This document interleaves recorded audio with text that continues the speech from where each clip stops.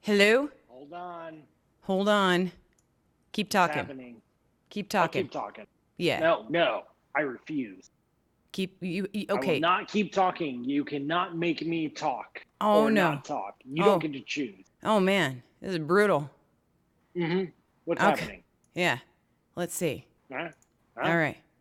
About to All right. show the guest cam. Wow, look at that. Look at something. Yep. Yep. Yep.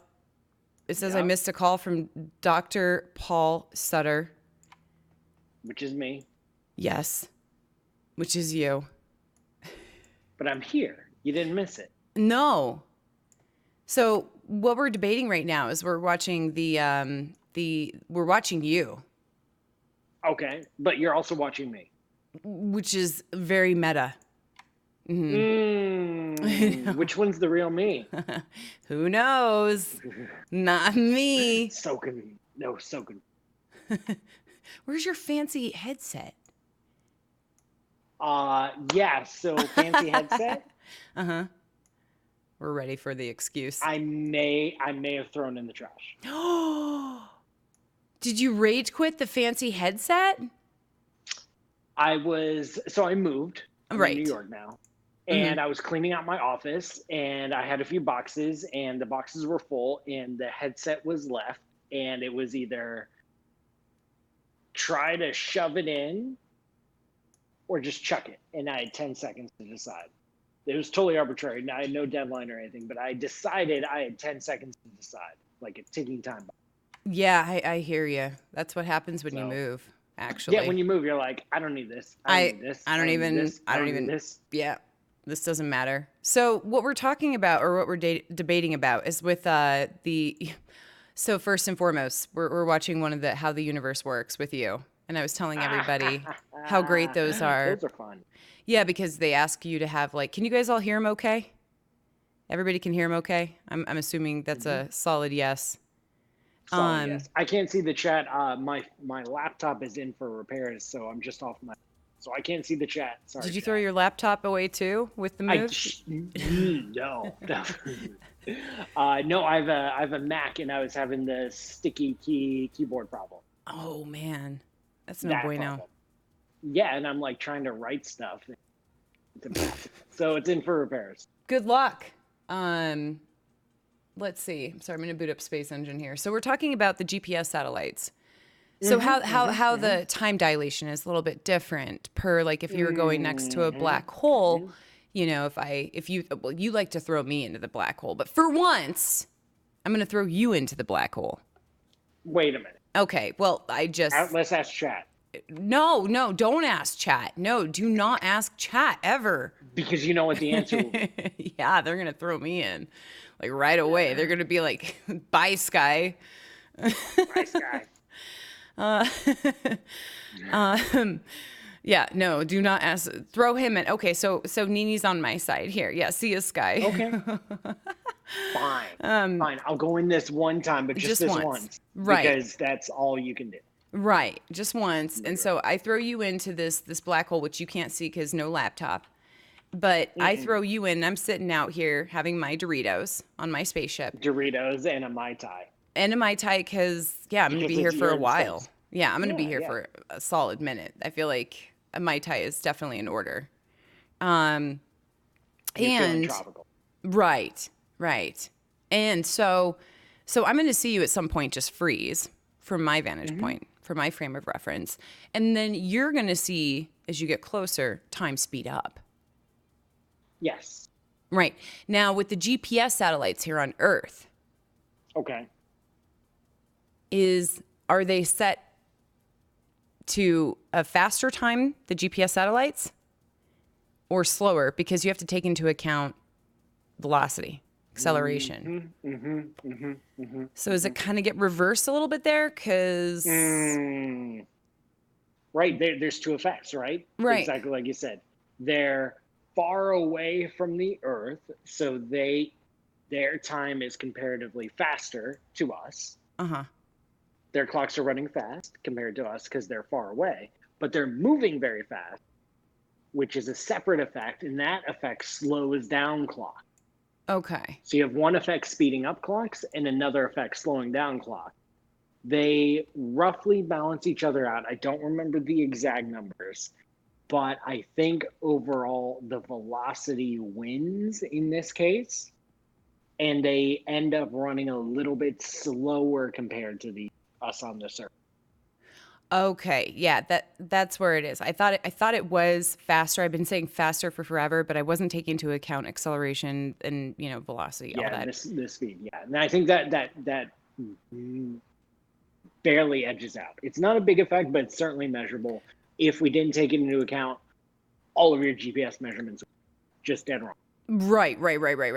And we had some amazing questions even in that. So yeah, I think you're yes. Forever had a great question. Correct. Right. Absolutely. Myth busted. So we watched your lovely video on cosmic strings. Cracking the universe. Yeah. Mm-hmm. And well, that's a different one. Cracking the universe is a different one, isn't it? Than cosmic strings. Okay. I have no idea. I record these things like a month in advance, and then it should go. and then you're done. But Forever had a good question, and I told him to save it, but I actually just looked it up via his chat log. Thank God I have chat logs because I wanted an answer to that one. It was so good. It was such a great question. So what's the gravitational wave's frequency, and what is estimate frequency, I think, of the strings? Okay. The short answer is we don't know. Because cosmic strings, there's no one definition of a cosmic string. These are hypothetical objects. And you get cosmic strings from various exotic, crazy phase transitions in the early universe, which we don't fully understand. So different theories of the early universe give us different properties of cosmic strings. Right.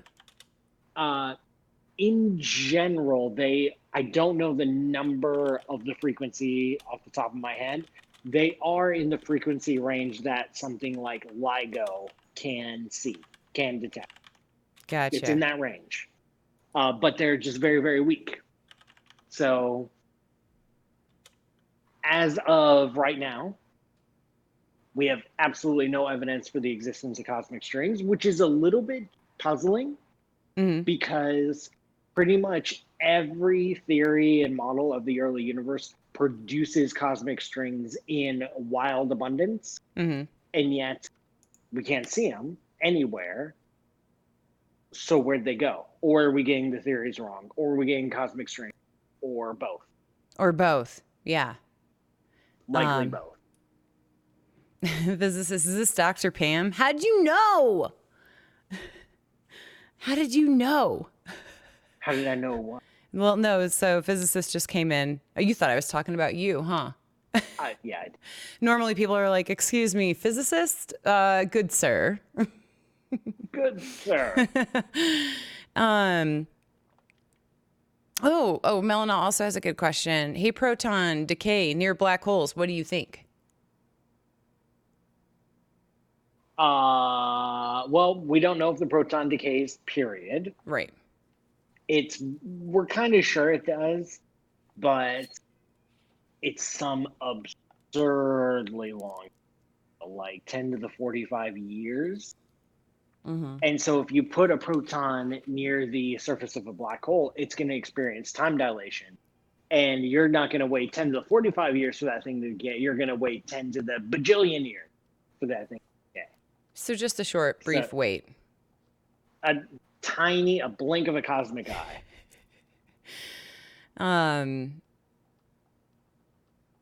We watched a few minutes ago. Can explain it out some with what? Wait. I'm trying to monitor chat for. I understand.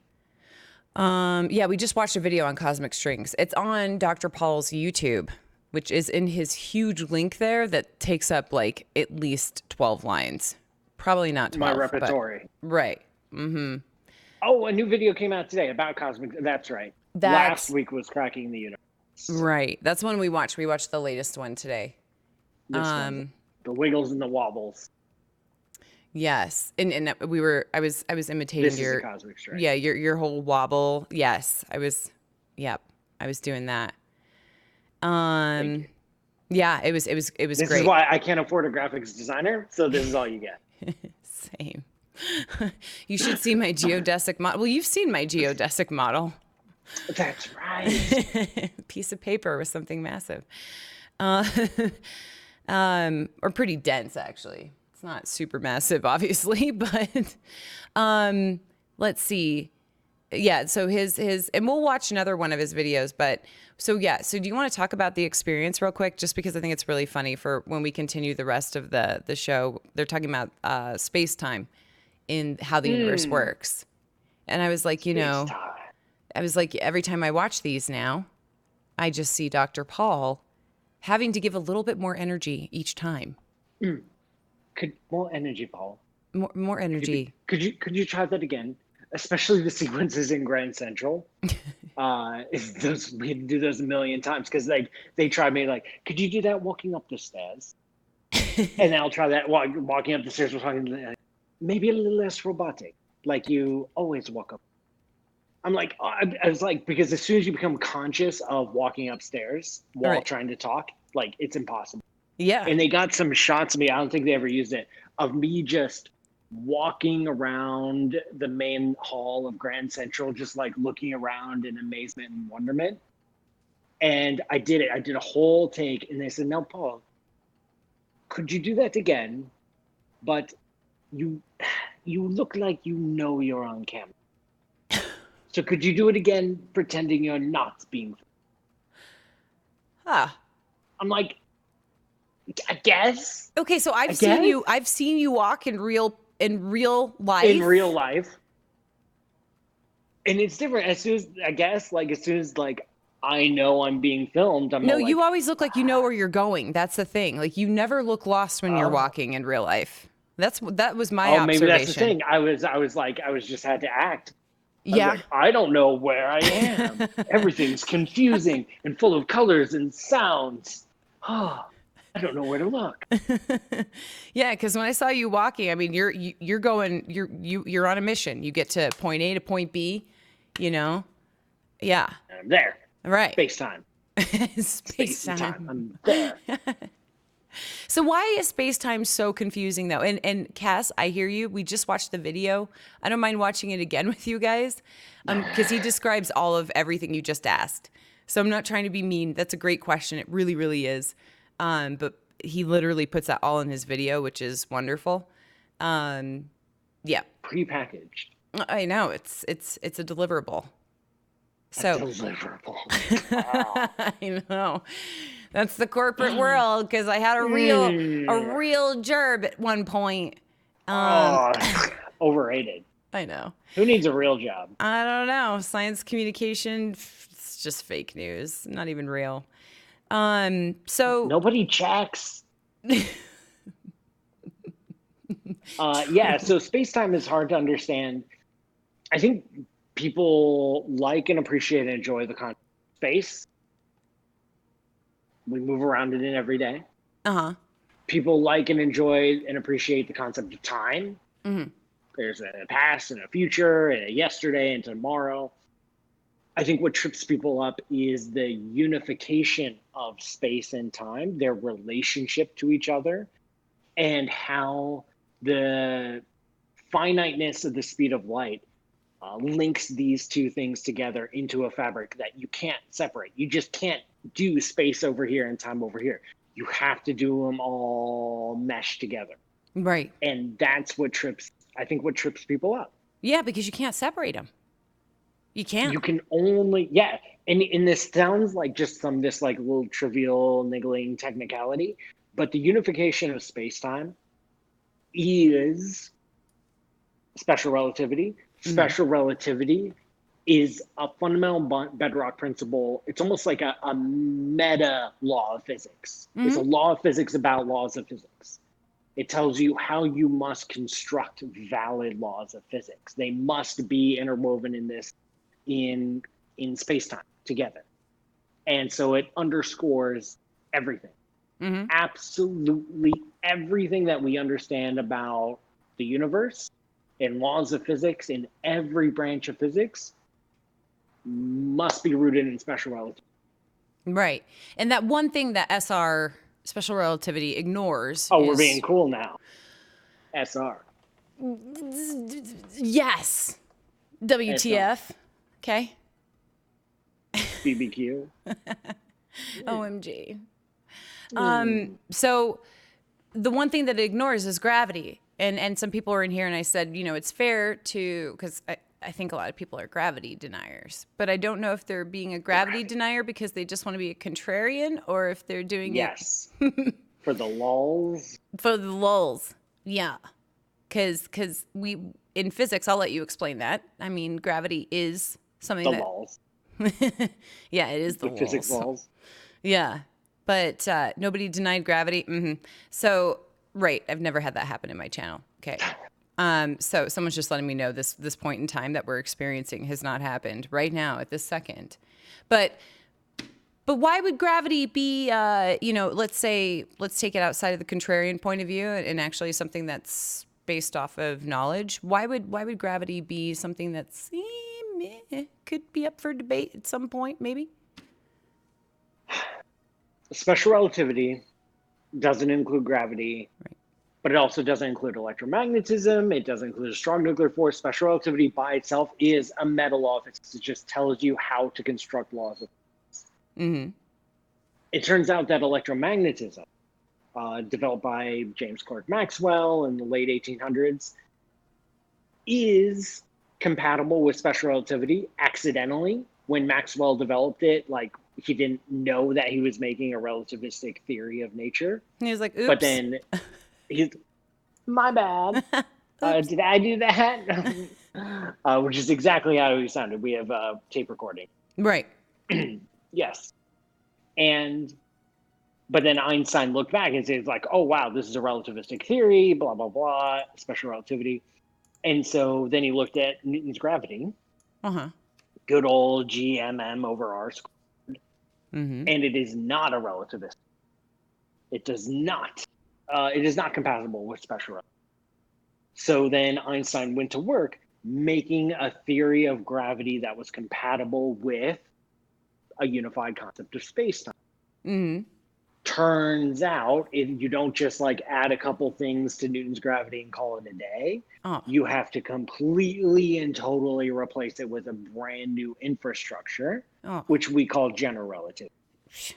Okay, fine. I was just going to call it a day. Brand new. All right. You were, and that's why you are not Einstein. Man. And neither am I. Yeah. He didn't call it a day.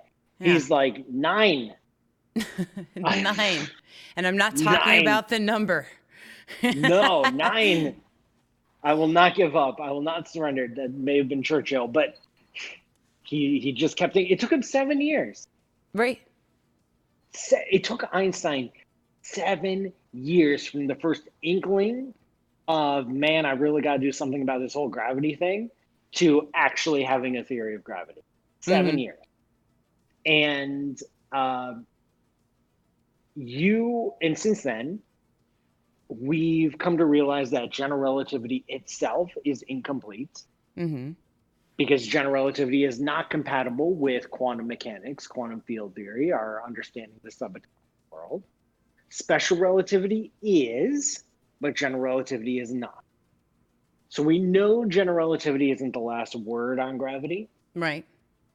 No one's been able to come up with even a contender, or we have come up with contenders, some alternatives, some new ideas. Maybe gravity is this, maybe it can be explained by that. Maybe we add to GR here. Maybe we try something different. All of them have failed. Mm-hmm. General relativity passes every single experimental test we throw at it. Einstein has been outsmarting us for over 100 years. We're starting to get a little bit annoyed at him because he's that smart guy in the corner of the party. He's like, told you so. Told you so. Mm-hmm. And we're like, no, I got an idea. And Einstein's like, 9. Yep, I was right. Not today. Right. I was right. Yep. He mixes up English and German a lot. Naturally. Yeah. Naturally. Right. And we don't know what to do.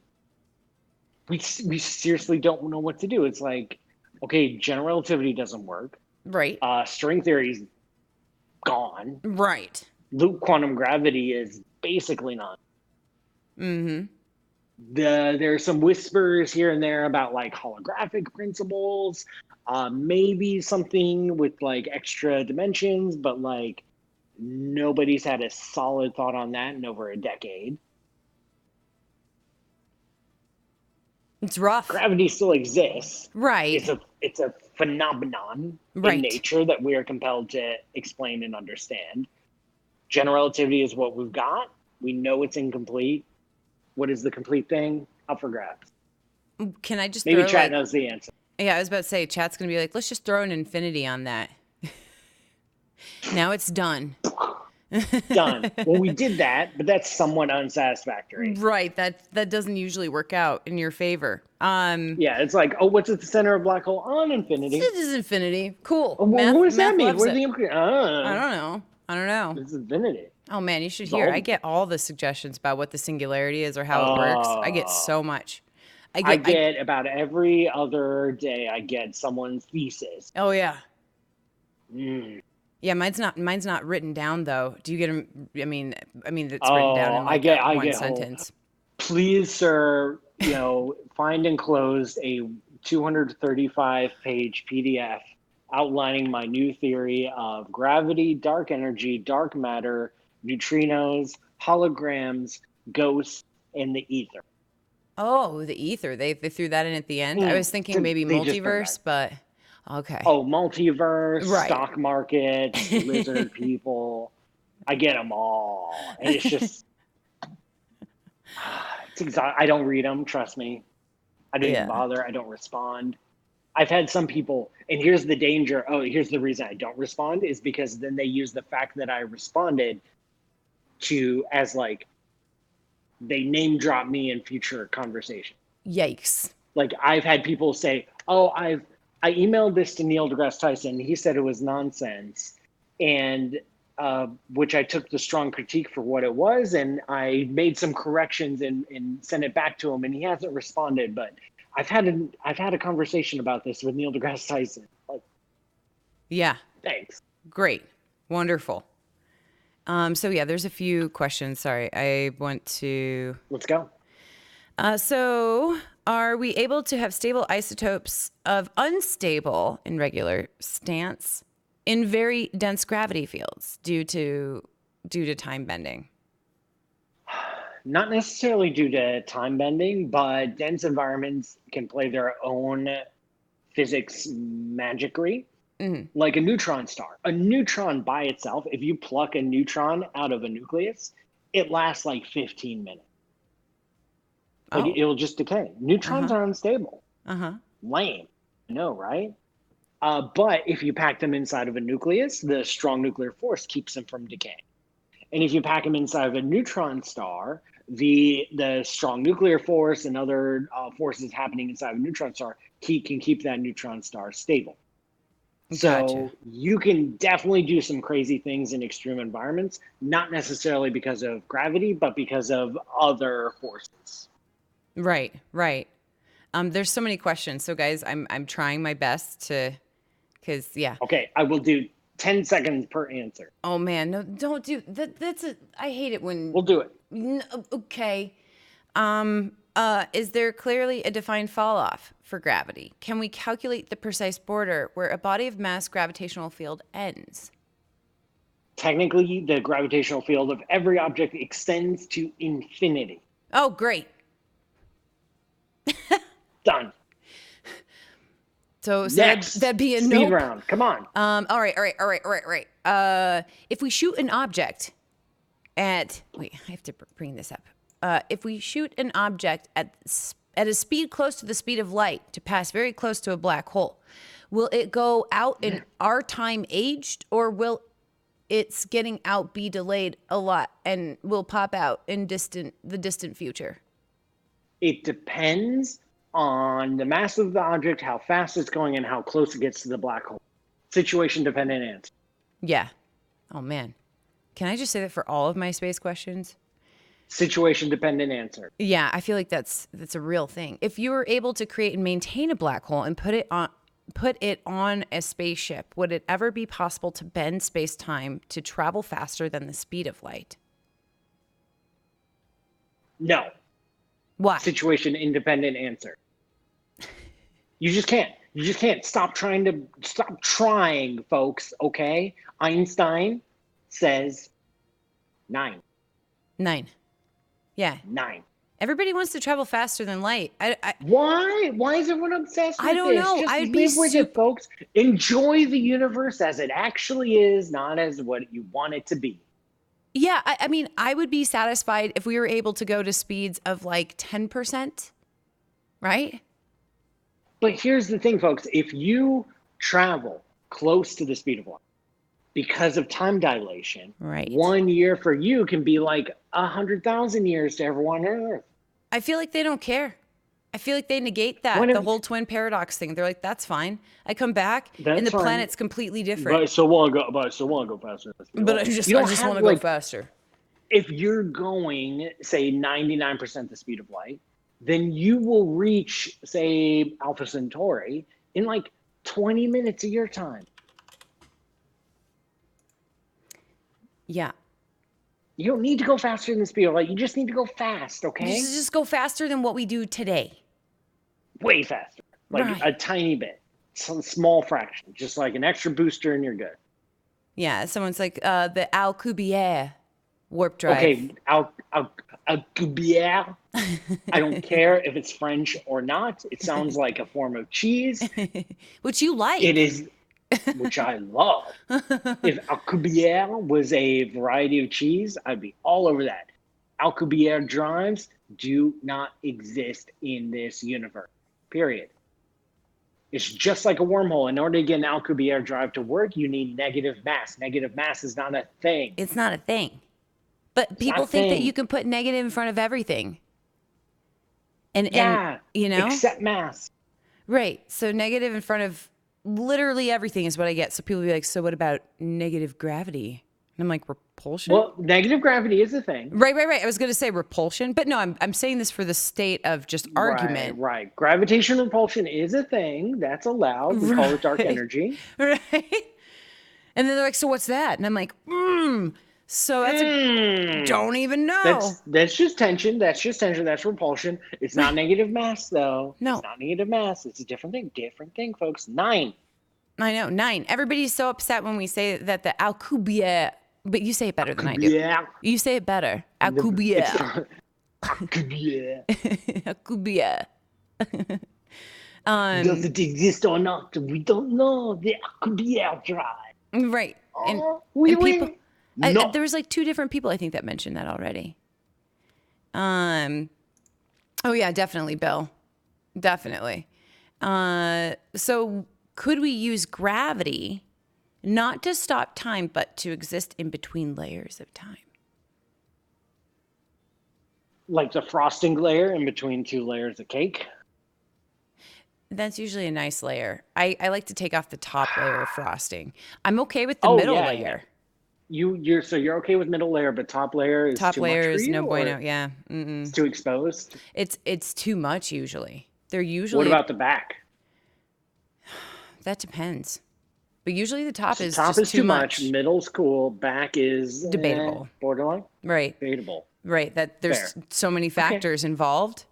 That I'm gonna respectfully disagree with you, but that's okay. That's okay. We can still have a dialogue. But it depends. Remember what you were saying earlier about, it depends on the mass, the speed at which you're traveling. That's one of those factors. So it's true. Situation dependent.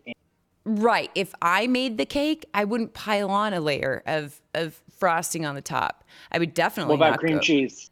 Cream cheese frosting is amazing. But fondant, get out of here with that stuff. Oh, fondant is garbage. Yeah, fondant's terrible. All right, you might as well be eating cellophane, or packing peanuts. It's the most disgusting invention in the culinary. Right, and this is where people are like, but I just want it to look pretty. I don't care if it tastes good. No, you want it to taste pretty. Yeah, you want it to taste pretty. That's the point of eating. Yeah. Okay, painting. Okay, a good Monet looks pretty, but I don't want to lick it. Maybe I do. but I don't want to eat it. All right. If you want, you can have a fondant cake all you want. If you just want to look at a 3-dimensional sculpture, and you might as well go to clay. Exactly. Or bronze. Yeah. Cream cheese frosting, though, I'm okay with that being generous. Yeah. I'm okay with that. It's basically food of its own. Right. It's in its own classification.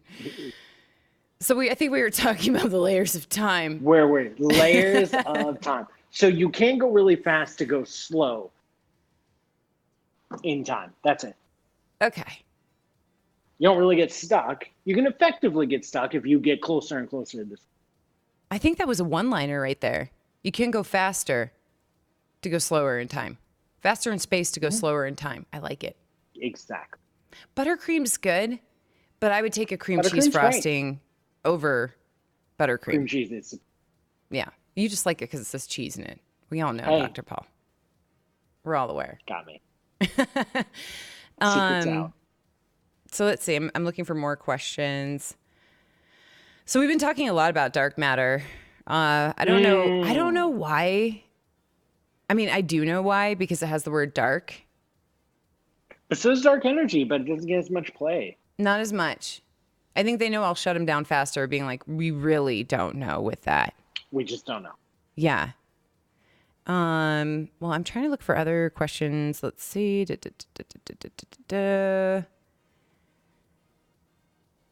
Okay, Michael, I got you on that. Ether. Yeah. So real quick, Sarnier, you've never heard somebody refer to some stuff in space as ether? Ether. Do you want to explain kind of how that's used? Yeah. So when we first figured out that light was a wave, waves wave something. Like waves of water wave water. Sound waves wave air. But what do light waves wave? What's the thing that's waving? And back in the 1800s, they're like, well, okay, if there's light waves, these waves of electricity and magnetism, what's the thing that's waving? We'll call it the ether. It's like the substance of the vacuum. If you have a vacuum, there's ether there, and that's what's doing the waving.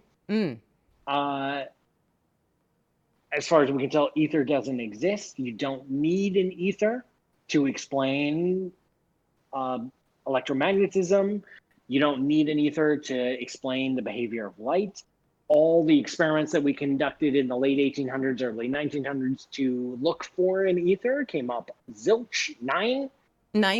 And so the ether has just been discarded as an antiquated theory of physics. Gotcha. Any thoughts on the chameleon theory, since you talked about gravity? What's the chameleon theory? Right. So chameleon theories, when you want to start monkeying around with general relativity and coming up with new laws of physics, new ways of doing gravity. Right, which my Twitch chat does all the time. Go on. Every other day. Yeah. You have all these tests that we've done of general relativity. Like you have the bending of light around the sun. You have our GPS satellites in orbit. We have tests from pulsars. It's just all these tests. So it's hard to monkey around with general relativity while staying true to all these tests that's already passed, because that's the point of the test. Right. So enter some theories that are like, yeah. General relativity is wrong.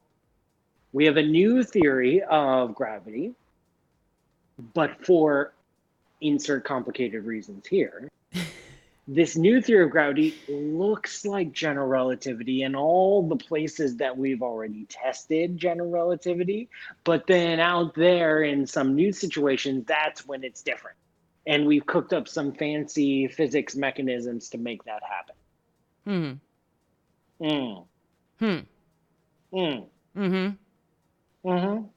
I'm reading some certain comments, but I'm not going to say that, Sarnier, but I laughed. I mean, it's like, it could be right, but like, man, you're really stressed. Right. Well, that's usually what happens like 99.9% of the time. Inside. Yeah. Yeah. Okay, so probably not 99.9. That's being very generous. Close enough. Yeah. So let's see. So is this where loop quantum gravity shows up? Tell us about quantum gravity. Yeah, tell us about just quantum gravity. Let's just throw the word quantum in front of that. Quantum. So, yeah, quantum, Quantum energy. Right. Dark quantum energy. Yeah, I feel like just using the word quantum adds like elevates 200 the whole discussion. Right. Yeah. Like people are like suddenly advanced. The quantum ether. That's a combo I haven't seen yet. Oh, just you wait. The dark quantum ether. That's how Avengers ended, right? Yeah, or it's a really good name for a very good wine. Dark quantum ether. The 2016 vintage. Right. It's a Malbec, right? It's a Malbec. Yeah, absolutely. I don't know what a Malbec. I mean, I don't know much about wine. But that's, I mean, I'm going to go with that because I do like Malbecs. So. Sounds like dark quantum ether. So. Okay. Quantum gravity. We have our theory of gravity, which is based on general relativity. Good job, Einstein. Outsmarted us all. And then we have the theory of all the other forces of nature, which is based on quantum mechanics and quantum field theory. And we're like, hey, well, we use quantum mechanics to describe three of the forces of nature. How about we use quantum mechanics to describe how gravity works too? Is this where insert gravitons, even though we haven't really Yeah, exactly. It's like the whole graviton business. Guess what? 9. Now, it falls apart. When we try to use the tools that we used to describe the three forces over here, and we use the same tools over here, it just blows up. Like almost literally like pencil on paper, like the whole thing lights on fire. Yeah, I don't want my wine to do that. No. So we want a quantum theory of gravity. We want a theory of gravity that's compatible with quantum mechanics. One option is string theory. Good luck with that, especially nowadays. The other option is very roughly, what if space and time itself are quantized? As in, there's no continuous space, there's no continuous time. Time comes in chunks, in layers, in bits and pieces, and so does space. Right. So as I move my hand like this, I'm not smoothly gliding from one position in space to another. I'm actually going step, step, step, step, step, step, step, step, step, step, step, step, step, step. You have a really bad FPS then. A really bad FPS. Exactly. Okay. All right. I'm picking up what you're dropping. You're smelling what I'm selling? Yep. So that sounds nice. Right. It sounds lovely. Nobody can get the math. But why? Because it's hard. It's blows tough up math? too. Oh. It's tough math and it doesn't make any sense. And like you can't exactly make predictions. And you can't go from like cool idea to stage to actual predictions in the physical universe stage. Like there's a big gap there. Remember, it took Einstein 7 years to go from, hey, isn't this a cool idea, to actual workable theory of gravity. And we've had a bunch of people working on loop quantum gravity for like 30 years, and they haven't made much progress. Gotcha. So here's a question going away from the quantum gravity. And someone just said, grand unified theory, a theory of everything, right? A toe. A toe. Gut and toe. As opposed to a gut. I know, right? I know. It's terrible. So what's the difference, Dr. Paul, between a wormhole and a black hole? Black holes. One way. Right. Can't get out. Crushed into oblivion at the center. Brutal. Actually exist in nature. Right. Wait. Say that last part again. Actually exist in nature. So we know black holes are a real thing. Okay. Yes. Just wormholes. Two-way streets. You can enter and you can exit. And you can enter and come out the other end. Oh. In a different part of the universe. Oh. likely don't exist in. Wait, say that last part again. Likely do not exist in nature. And why not? Because as soon as you make a wormhole, it is catastrophically unstable. Oh. If you make that wormhole and you arrange matter and energy and you bend space-time and you get that tunnel going, as soon as you send one photon down that tunnel, the whole thing collapses. Yikes. So to stabilize it, to make a stable wormhole, you need negative mass. Oh. Just like you do with the Chameleon drive. If you want to make a wormhole, you need the negative mass. Oh. Oui, monsieur. And that just doesn't exist. Doesn't exist. Great. So there you go. No negative mass, no wormhole. Right. Someone says, okay, so the next question, wait, I want you to see if you can just guess. So we're talking about wormholes and black holes. What do you think? Yeah, I can tell you're going to say it. Say it. Mauve hole. No. What? Nope. No. Plaid holes. Nope. Closer? Burgundy hole. No. Gray holes. All the light combined makes what color? Black.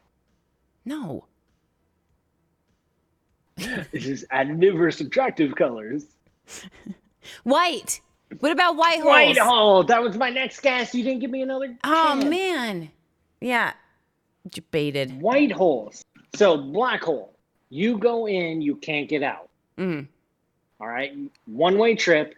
If you fall in, you can't escape. A white hole is the mathematical reverse of that, which is nothing can get in. Things can only come out. And? White holes don't exist. Wow.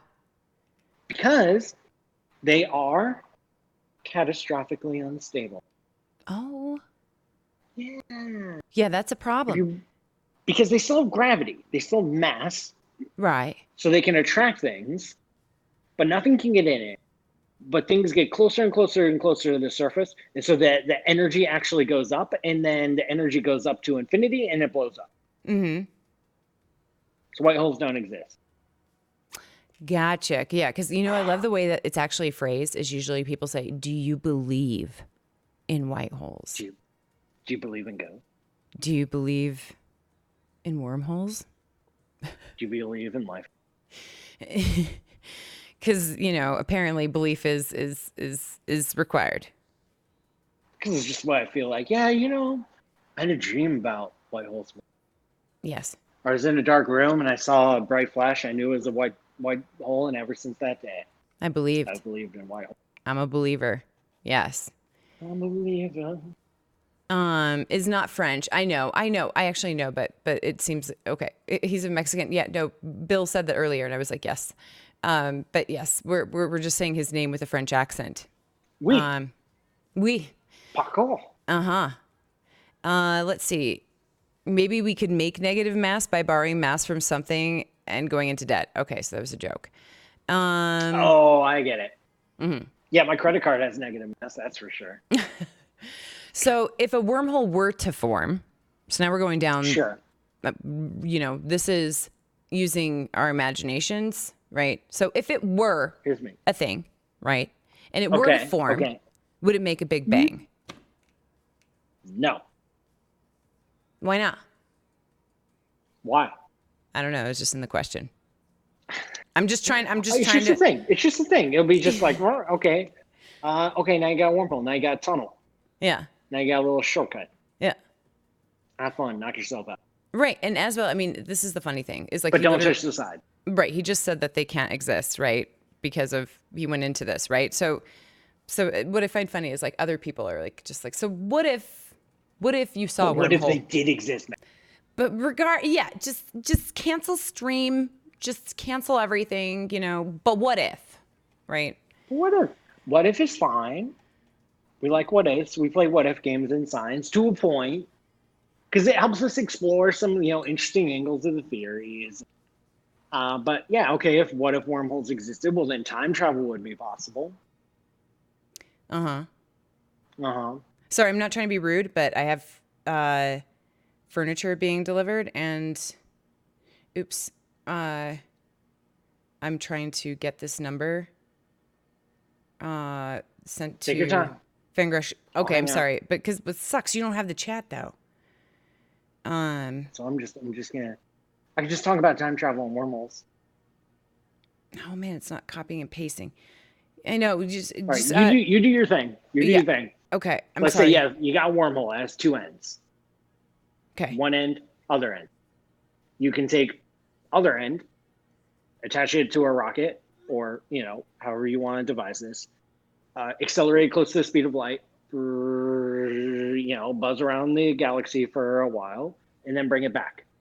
Now, because of time dilation, because one end's going fast, now one end is in the future of the other end.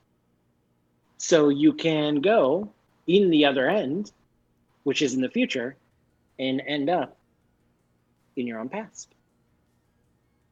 So if wormholes exist, then time travel into the past is allowed. Okay. Question: is it possible that light and other radiation coming from some black holes could be the stuff that has to come through the wormhole? Gosh, sorry, this kills me. Just take a breath. Do you even know what you're typing, folks? Right. Like, guys, I know you really want to believe that they exist, but Santa hands off the doesn't keyboard exist. for just a second. Wait, what? Santa is real. I'm sorry. Santa is Okay, still very alive and well. Okay. I just thought you said this. I know. No. Santa doesn't? Are you making a contrast? Like wormholes don't exist, but Santa does. Yeah. Maybe that was too soon. So anyways, so question is, is it possible that light and other radiation coming from some black holes would be the stuff that has to come through a wormhole, and that there are wormholes at the center of a black hole, completely disregarding everything that we just said? And yes. No. Okay. I feel like that's a very sufficient answer. Sorry, I have one last bit might be needed for confirmation. Gosh darn. Okay, so, wait. Let's go back here. How's it going? I know. Hi. I'm sorry. So we have furniture being delivered right now. It's very untimely, but whatever. Could he get chat on his phone? He could get chat on his phone. However, could I? You could. Oh. With the Twitch app. Some things. Or even going to the mobile site. Whoa! Now you're totally tilted. Oh no! Go back to the other way. Oh! Whoa! What happened? Mm-hmm. Well, because you access. There we go. Hi. Wait, are you using your phone for this? Obviously, AirPods. Okay. Yeah. See, literally using my phone. My laptop's in repair. Oh wait. So someone statement. I found research of the OIST, Okinawa, Japan University. They state that it is possible to have negative mass on a macroscopic quantum systems. Okay. So do you want to tell people like that not all publications are to be taken completely and 100% at their word? One thing that's under active investigation by theorists, and we don't understand this at all because we don't understand quantum gravity, is that you do have this phenomenon of negative energy, which is a thing. You have this concept of tension, which is like negative pressure. You do have these things. We're not exactly 100% sure how it manifest in terms of gravity in all cases. If it were to end up being a thing like negative mass, let's just say I would be very surprised. Right. There are some funky things going on with the interaction of quantum fields and space-time. Doesn't necessarily you can have a stable wormhole.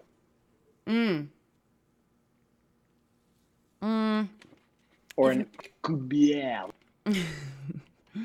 If moving near light speed contracts distances, could that pull things back across a cosmic horizon? No.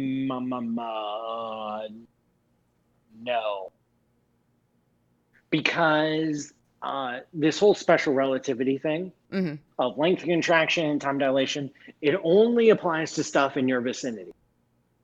Relatively close to you. Like if a rocket blasts by me close to the speed of light, it will appear squashed like this as it moves past.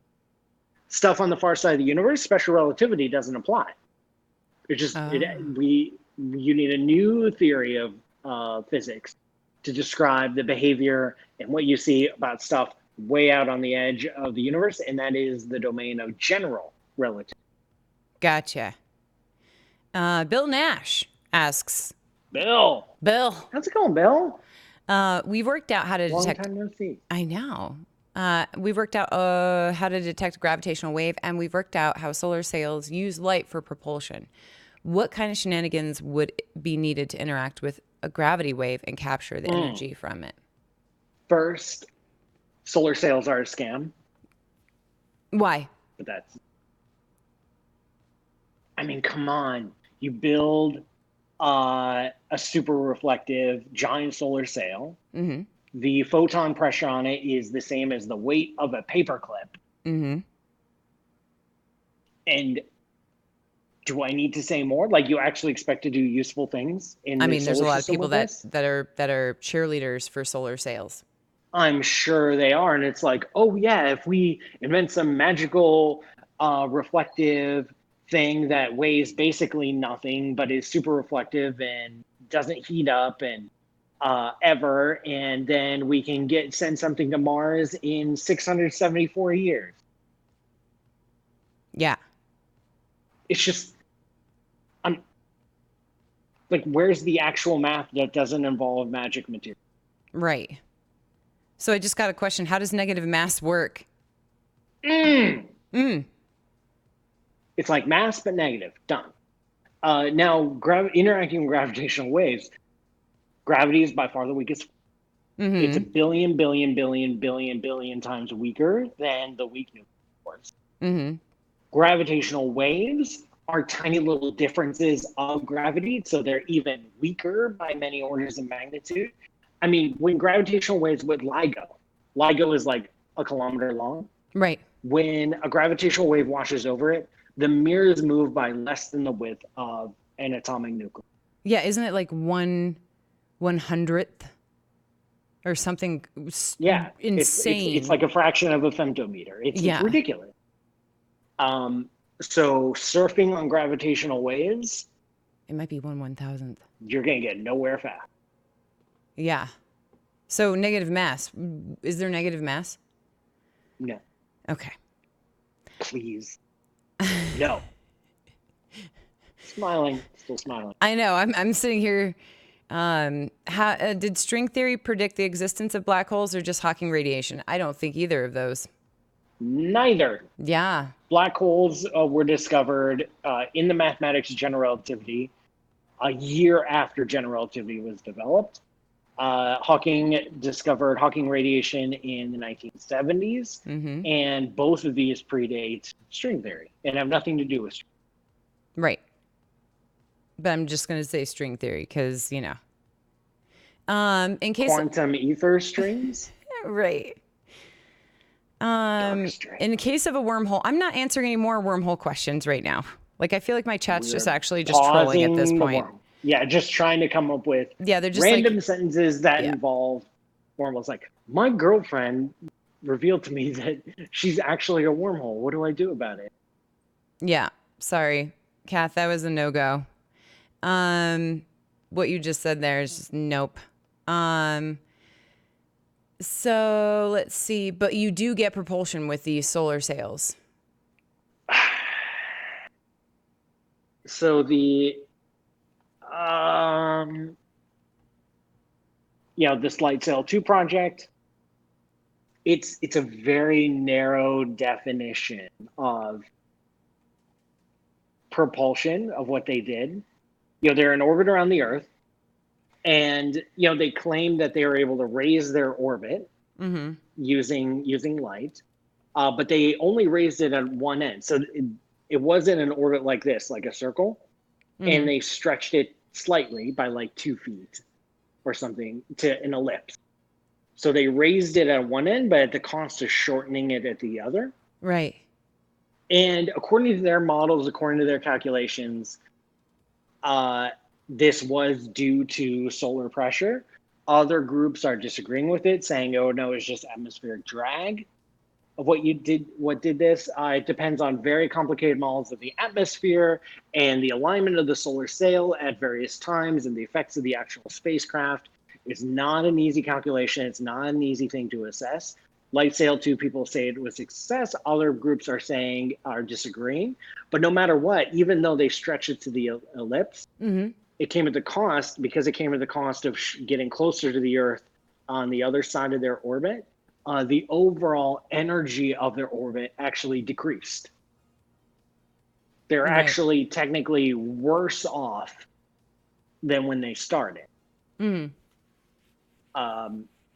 So it's like, yes, they got farther away from the Earth in some parts of the orbit, but they didn't raise the overall energy of their orbit, which, again, it's down to nomenclature and definitions. Like, did you raise your orbit, or did you raise the energy of your orbit? Did you actually move around, or were you just dragged by the atmosphere? Right. Huh. And we're talking a difference of, I forget, like a foot. Gotcha. Over the course of a month. So Forever Alone says OIST researches named negative mass hydrodynamics in a spin orbit coupled with the Bose-Einstein condensate. I can send you a PDF. I'm not going to read it. But I wish in my off time I had time to read all this, but I don't. So nobody does. Yeah. So even the authors of that paper didn't read. Yeah. So what do you? I guess I don't know what the point is there. Just OIST. Something about negative mass hydrodynamics in a spin orbit coupled with the Bose-Einstein. That state of matter. I mean, those are all valid words. They're fancy. But a lot of people don't even know what the Bose-Einstein condensate is. Bose-Einstein condensate is like a Bose, Indian mathematician. Right. It's like a superatom. It's where you get one atom or one molecule or one particle, whatever you're studying, and it has its own quantum state. Right. And then you get another particle, one of its buddies, and get them to share a quantum state. Ooh. And then you get some more, and some more, and some more, and some more. And then you have one quantum state describing a whole bunch of atoms or particles, and then they all act together because they're all in one shared quantum. Yeah, sharing is caring. Condensate. Yeah. So yeah, let's see. Has the LHC ruled out gravitons? No, because it's not specifically looking for gravitons. And in quantum theory of gravity, there are these things called gravitons. But the quantum theory of gravity that we have totally falls apart. Would a accurate picture of quantum gravity include something called gravitons? Maybe, maybe not. Is the EM drive a total hoax?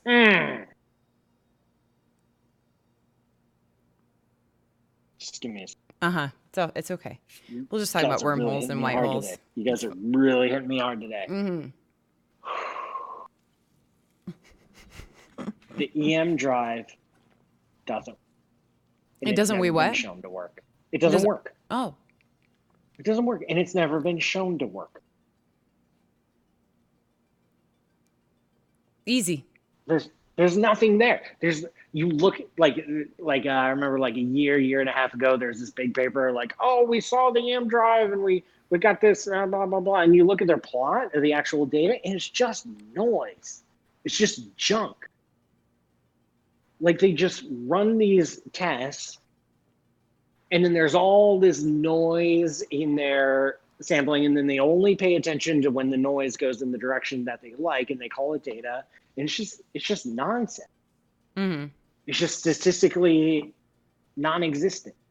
There's nothing to talk about with EM drives because EM drives have not been shown to actually work.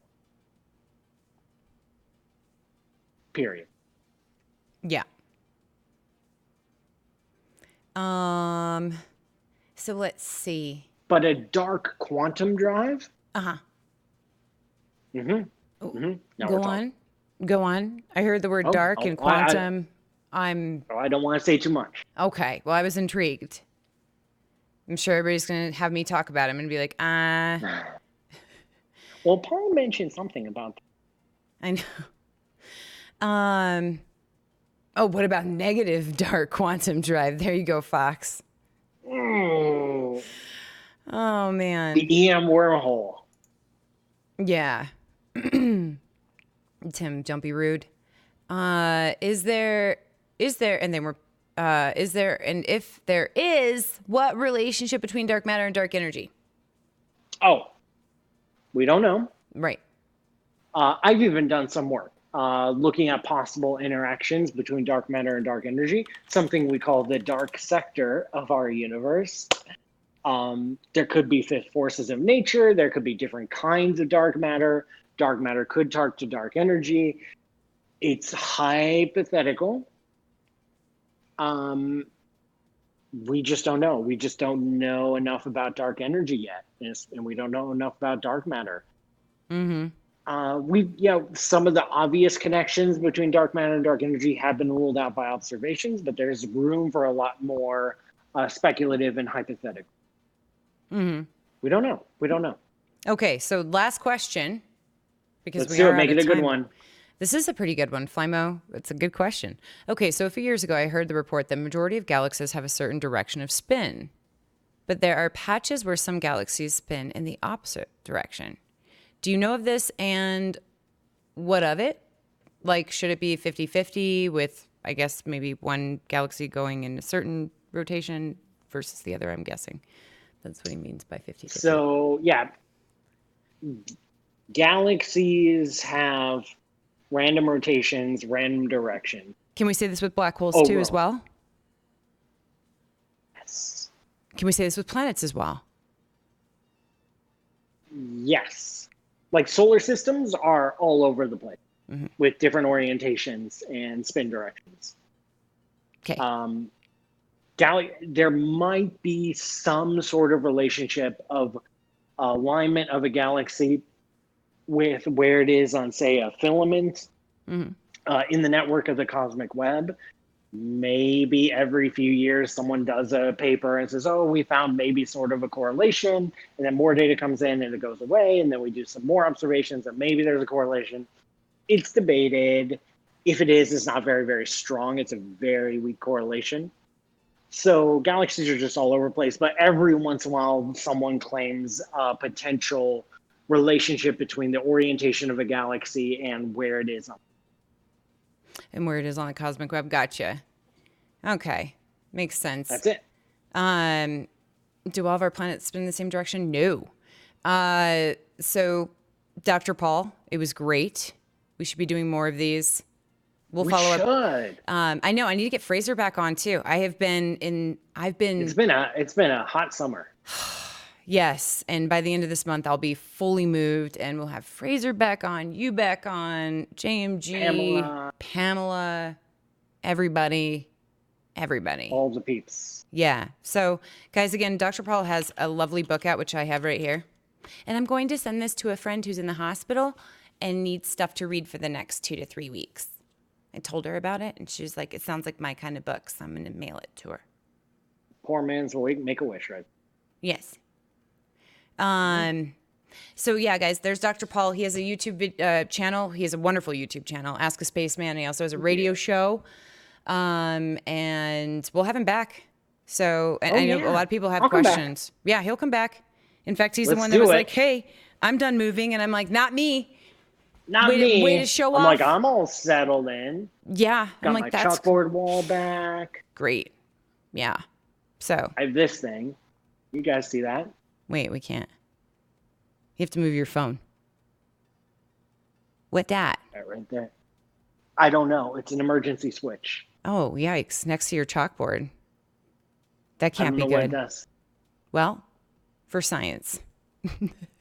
Okay, maybe not. Yeah. Push it. Don't. All right. Dr. Paul, thanks so much for taking Take the time. it easy, guys. And we'll watch some Thank of you your very videos. much. And All right. see you soon. And then maybe next time, maybe we got all the wormhole questions out of our system. I hope. Probably not. We did a great purge. Probably not. But hey, here's Probably to hoping. not. Yeah. All right. See you soon. See you guys. All right. Bye.